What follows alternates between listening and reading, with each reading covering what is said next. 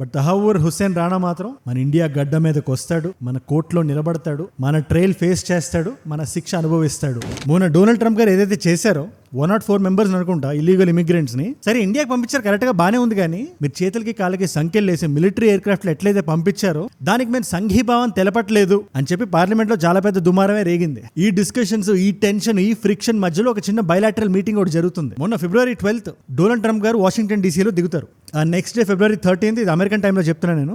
ఆ రోజు morning US business leaders అందరినీ మీట్ అయ్యి మధ్యాహ్నానికి అలా వైట్ హౌస్కి వెళ్ళి అక్కడ డొనాల్డ్ ట్రంప్ గారితో కొన్ని కీ పాయింట్స్ డిస్కస్ చేశారు. ఇది ఎంత ఇంపార్టెంట్ ఒక రెగ్యులర్ సగటు వ్యక్తికి నేను చెప్పిన జాగ్రత్తగా వినండి. America is a super power. ఒక 10 సంవత్సరాలు వెనుకున్నంత పవర్ఫుల్ గా లేదు, కొంచెం ఒక చిన్న ఎగ్జిస్టెన్షియల్ క్రైసిస్ లో ఉంది. కానీ వరల్డ్ లో ఎటువంటి డెసిషన్ తీసుకోవాలన్నా లేదా ఒక కీ చేంజ్ ఏమైనా చేయాలన్నా దాంట్లో యూఎస్ హస్తం అంతో ఎంతో ఉంటుంది. దీని కీ ఎగ్జాంపుల్ మన గాజాలో జరిగిన ఇన్సిడెంట్. నేను ఇజ్రాయెల్కి వెళ్ళి నేతన్యాహు గారిని కలిసినప్పుడు మేము గాజాని తీసుకుంటున్నాం, అక్కడ ఉండే పాలెస్టీనియన్స్ అందరినీ ఎక్స్ట్రాడైట్ చేస్తాం, అందరికీ సౌలభ్యాలు క్రియేట్ చేసి దాన్ని ఎక్స్ట్రాడినరీ ప్లేస్ లా మార్చేసి మీకే విద్యా ఉపాధి సహకారాలు అందిస్తాం, కరెక్ట్ అయిన హౌసింగ్ ఉంటుంది అండ్ అన్నిటికన్నా ఇంపార్టెంట్లీ దాన్ని ఒక సేఫ్ ప్లేస్ లో మేము తయారు చేస్తా ఉన్నారు. దీని గురించి నేను ఇప్పుడేం కామెంట్ చేయట్లేదు, బట్ ఇలాంటి డెసిషన్స్ యూఎస్ తీసుకుంటా ఉంటుంది. డొనాల్డ్ ట్రంప్ గారనే కాదు, ఇది వరకు ఉన్న యూఎస్ ప్రెసిడెంట్స్ కూడా రకరకాల మంది రకరకాల కీ డెసిషన్స్ తీసుకున్నారు బయట ప్రపంచంలో. సో యూఎస్ ప్రపంచం మొత్తానికి ఒక బిగ్ డాడీలా పనిచేస్తుంటుంది. ఈ విషయం రష్యాకి నచ్చదు, చైనాకి నచ్చదు. ఇలాంటి టైంలో పాస్ట్ ఫ్రెండ్షిప్ ఉంది కాబట్టి, జో బైడెన్ టైంలో యూఎస్ కి ఇండియాకి అంత గ్రేట్ బైలాటరల్ రిలేషన్షిప్ లేదు కాబట్టి నరేంద్ర మోడీ గారు వెళ్ళి ఆయనతో కలిసి ఇలా మాట్లాడడం చాలా ఇంపార్టెంట్ కీ ఈవెంట్ ఇది. వాళ్ళు మాట్లాడుకునే ప్రతి విషయం వీడియోలో మనం డిస్కస్ చేయొద్దు, కానీ నేను ఏదైతే ఇంపార్టెంట్ అని ఫీల్ అవుతున్నానో నాకు 5 కీ పాయింట్స్ తగిలాయి.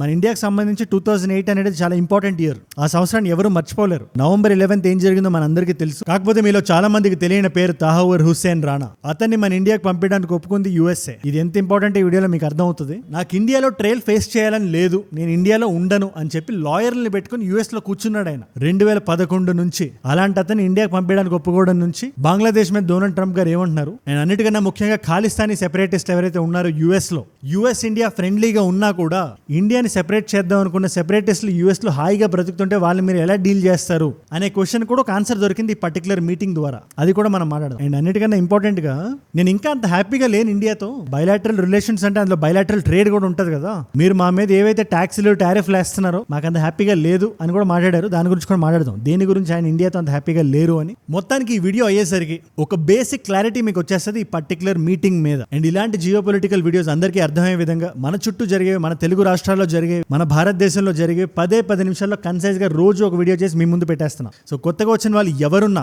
కింద కనబడే సబ్స్క్రైబ్ బటన్ నొక్కడం మర్చిపోకండి. నేను వీడియో పెట్టగానే మీ దాకా రావాలి కదా. రోజుకు 10 నిమిషాలు స్పెండ్ చేయండి, ఒక నాలెడ్జ్ ఫిల్ లా పనిచేస్తుంది. సబ్స్క్రైబ్ చేశారుగా, డన్. తహవ్వూర్ హుస్సేన్ రాణా అనే వ్యక్తి మొహాన్ని చాలా జాగ్రత్తగా చూడండి. మీరు ఒక 2 సెకండ్లు తీసుకోండి, పర్వాలేదు. ఈ వ్యక్తి ఇప్పుడు మన ఇండియాకి రాబోతున్నాడు. మన జ్యుడిషియల్ సిస్టమ్ ముందు మన కోర్టులో నిలబడి అది ఇన్ఫర్మేషన్ బయటికి తీసుకురావడమా, ఆ టైంలో తను ఏం చేశాడో చెప్పడమా, తనకి తగిన శిక్ష పడడమా, ఇవన్నీ మనకి ఇప్పుడు తెలుస్తాయి. కాకపోతే ఇది ఎంత ఇంపార్టెంటో తెలియాలంటే అతని బ్యాక్గ్రౌండ్ గురించి మీకు చిన్న ఐడియా ఇస్తాను, జాగ్రత్తగా వినండి. 1961లో పుట్టాడు పాకిస్తాన్లో. అక్కడ చిచ్చా వాట్నీ అనే ప్లేస్ ఉంది. అక్కడ తర్వాత పాకిస్తాన్ ఆర్మీలో పనిచేశాడు, అక్కడ ఒక మిలిటరీ డాక్టర్ లాగా. కానీ పాకిస్తానీ మిలిటరీ అక్కడ వాళ్ళు ఏమేం చేస్తారో, ఎంతమందితో లింకప్లు పెట్టుకుంటారో, అండ్ పాకిస్తానీ మిలిటరీ ఆథెంటిసిటీ ఏంటో, వాళ్ళు చెప్పే మాటల్లో ఎన్ని నమ్మబుద్ధి అయ్యే విషయాలు ఉంటాయి మన అందరికీ తెలుసు. దాని గురించి సెపరేట్ గా స్పెసిఫిక్ గా వెళ్లాల్సిన అవసరం లేదు. చాలా సస్పీషియస్ గా 1997లో ఒక కంట్రీకి షిఫ్ట్ అయ్యాడు. ఏ కంట్రీ అంటే ఆ టైం నుంచే ప్రో ఖాళిస్తానీ యాక్టివిస్టులకి ఇలాంటి వాళ్ళందరికీ అడ్డా కెనడా. అక్కడ ఫస్ట్ పిఆర్ తెచ్చేసుకుని 2001లో ఇల్లినోయి షికాగోకి షిఫ్ట్ అయ్యాడు. అక్కడ ఇమిగ్రేషన్ కన్సల్టెన్సీ పెట్టుకున్నాడు. అది జస్ట్ ఫ్రంట్ మాత్రమే. బ్యాక్గ్రౌండ్ లో ఏం జరిగేది తెలుసా? ఇండియా మీద ఏం చేయాలి, 2008 లాంటి ఈవెంట్స్ ఏమేం చేయాలి, ఎవరైతే ఇలాంటి వాళ్ళు ఉంటారో వీళ్ళందరినీ ఒక దగ్గర తెచ్చి వాళ్ళకి ట్రైనింగ్ ఇచ్చి చాలా వరకు ఇన్సిడెంట్స్ ప్లాన్ చేశాడు. అండ్ డేవిడ్ కోల్మ్యాన్ అని ఎవరైతే ఉన్నారో అతనితో చాలా క్లోజ్ గా పనిచేసి 26/11 ఎగ్జిక్యూట్ చేశారు. తాజ్ దగ్గర ఏం జరిగిందో, ముంబై దగ్గర రకరకాల ప్లేసుల్లో ఏం జరిగిందో మనందరికీ తెలుసు కదా. అండ్ ఇవాటికి ఆ రోజు గురించి తలుచుకుంటే నిద్ర పట్టదు. ఎనీవేస్ 2011లో యూఎస్ ఫెడరల్ గవర్నమెంట్ కి దొరికేశాడు. పాకిస్తానీ బేస్డ్ ఉగ్రవాదులతో వీడికి ఉండే లింక్స్ ద్వారా అక్కడ 14 ఏళ్ళు శిక్ష పడింది. ఫైనల్ గా January 21, 2025లో ఎక్స్ట్రాడిషన్ ప్లీ ఏదైతే ఉందో దానికి అగైన్స్ గా అప్లై చేశాడు ఈ రాణా. దాన్ని యూఎస్ కొట్టిపాడేసి ఇవాళ ఇండియాకి పంపిస్తుంది. అదే ట్రంప్ గారు మాట్లాడారు, ప్రెసిడెంట్ పూనుకోకపోతే జరగడం చాలా rare. Let's assume he's a pretty violent person. We're giving him back to India immediately, and there are more to follow because we have quite a few. అందుకే నేను ఇండియాతో కోఆపరేట్ చేస్తున్నానని, అతనికి పడాల్సిన శిక్ష అతనికి పడాలని, అతను చేసిన తప్పుకు అనుభవించాలని డొనాల్డ్ ట్రంప్ గారు చాలా కరాఖండిగా చెప్పారు. సో ఏదైతే ఇండియన్ ఇల్లీగల్ ఇమిగ్రెంట్స్ ని అలా పంపించారు, ఇది కరెక్ట్ కాదు అని మాట్లాడారో దాన్ని ఆఫ్సెట్ చేసారే డెసిషన్ ఉంది. ఇల్లీగల్ గా మా కంట్రీలోకి ఎవరు వచ్చినా వాళ్ళు ఇండియన్స్ అయినా మేము వదలం. ఎట్ ద సేమ్ టైం ఇండియాకి ఫెయిర్ గా చేయాల్సింది మేము చేస్తాం, న్యాయంగా ఇండియాకి దక్కాల్సింది దక్కేలా మేము చూస్తాం అని యుఎస్ నిలబడింది. అండ్ బంగ్లాదేశ్ లో హిందువుల మీద ఏవైతే దాడులు జరుగుతున్నాయో, స్పెషల్లీ షేక్ హసీనా గారు వెళ్ళిపోయిన తర్వాత గత 6 నెలలుగా ఇదే క్వశ్చన్ ఇన్ఫాక్ట్ డొనాల్డ్ ట్రంప్ గారిని అడగగానే ఆయన ఒకటే మాట అన్నారు, I'm leaving Bangladesh to India అని. But I will leave Bangladesh to the Prime Minister.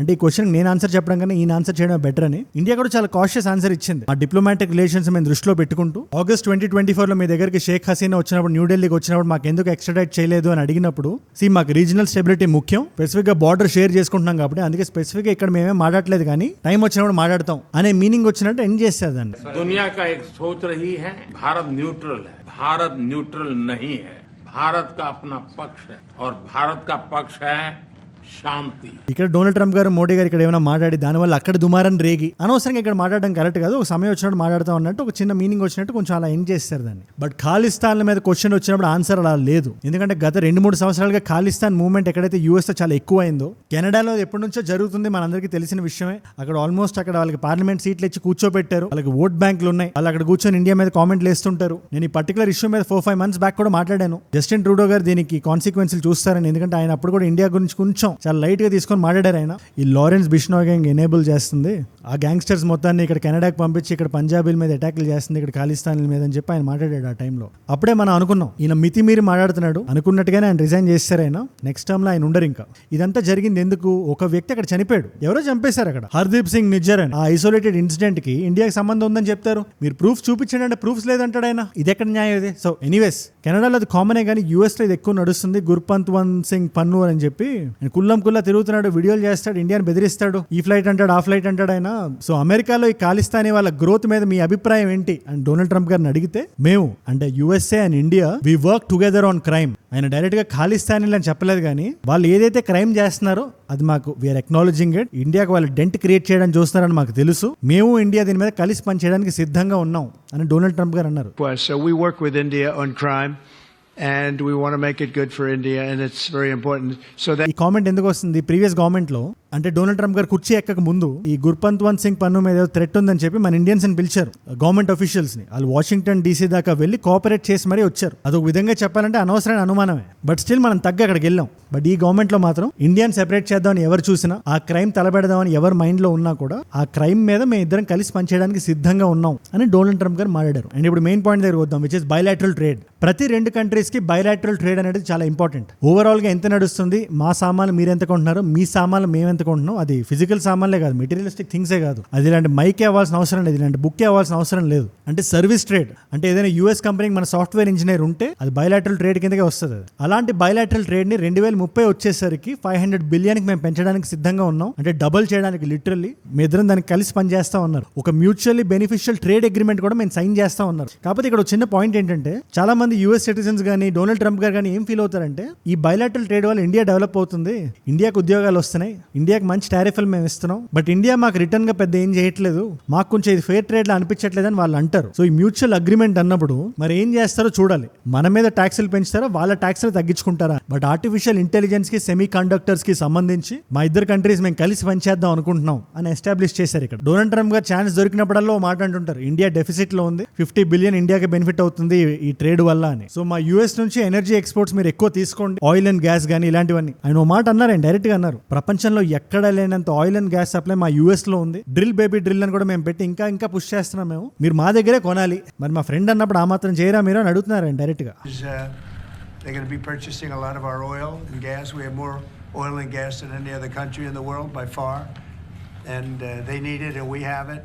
పైగా మీరు ఏదైతే ట్యాక్స్ వేస్తున్నారో మా అమెరికన్ సామాన్ల మీద అవి కొంచెం తగ్గించండి అని డైరెక్ట్ గా అడిగారు. ఇవన్నీ కాకుండా డిఫెన్స్ ట్రేడ్, F-35 జెట్స్, వీటిని కూడా మనం పెంచుదాం అనుకున్నారు. సో అల్టిమేట్లీ ఫ్రెండ్సే, బట్ ఆయన మాటను మాత్రం చాలా కొంచెం బలంగా పెడుతున్నారు, టారిఫ్స్ మీద మాకు కొంచెం ఇది కావాలని చెప్పి. దీని మీద మీ అభిప్రాయం ఏంటి నాకు కింద కామెంట్స్ రాయండి. బట్ తహవ్వూర్ హుస్సేన్ రాణా మాత్రం మన ఇండియా గడ్డ మీదకి వస్తాడు, మన కోర్టులో నిలబడతాడు, మన ట్రయల్ ఫేస్ చేస్తాడు, మన శిక్ష అనుభవిస్తాడు అని ఈ వీడియోలో మనం మాట్లాడుకున్నట్టే ఈ ఖాళిస్తాన్ ఇష్యూ ఏదైతే ఉందో అది అట్లీస్ట్ ఇది కమింగ్ 4 years యూఎస్ వరకు అది కర్బ్ అయితే చాలా మంచిదని నేను ఫీల్ అవుతున్నా. అండ్ నా సిక్ తమ్ముళ్ళ గురించి మీకు ఒక మాట చెప్తున్నా, ప్రతి సిక్ ఖాళిస్తానీ కాదు, మీరు వాళ్ళందరినీ కలిపి చూడకండి. వాళ్ళు మనకి చేస్తున్న కాంట్రిబ్యూషన్ అంతా ఇంత కాదు. మన డిఫెన్స్ సర్వీసెస్ లో, మన ఇండియన్ ఎకానమీలో వాళ్ళు చాలా దేశభక్తితో ఉంటారు. కొంతమంది చేసే పని వల్ల ఒక స్టేట్ మొత్తాన్ని మీరు రౌండ్ అప్ చేయకండి. అది కాకుండా ఈ బంగ్లాదేశ్ ఇష్యూ మీద మీ అభిప్రాయం ఏంటి? షేక్ హసీనాను మనం ఎక్స్ట్రాడైట్ చేయాల్సిందే అని బంగ్లాదేశ్ గవర్నమెంట్ కోరుకోవడం కరెక్టా కాదా మీరు నాకు చెప్పండి కింద కామెంట్స్ లో. అది కాకుండా జరిగిన ఇష్యూ మొత్తాన్ని మన వాడుక భాషలో ఎక్స్ప్లెయిన్ చేయడానికి చూశాను, ఎందుకంటే కొంచెం టెక్నికల్ టర్మ్స్ అవన్నీ వాడితే అందరికీ అర్థం అవ్వదు. ఫ్యామిలీస్ చూస్తున్నారు, చిన్నపిల్లలు చూస్తున్నారు, అందరూ చూస్తున్నారు కదా. సో ఈ వీడియోస్ అందరికీ అర్థం కావాలని చెప్పి చేశాను ఇలాగా.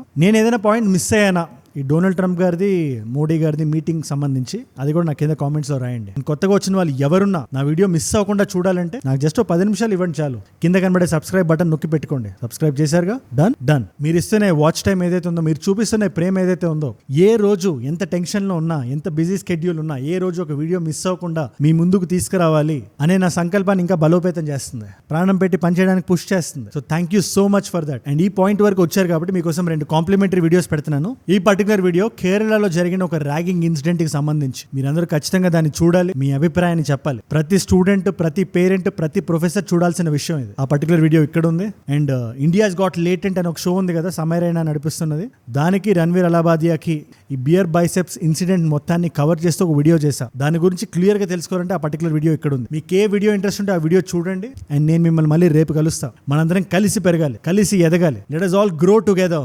Let us all rise together. Rise above ignorance. Rise above arrogance. Rise above hate. ఏ జూడ్ అంటే మనం. జై హింద్, జై భారత్, జై ఆంజనేయ, ఓం నమః శివాయ.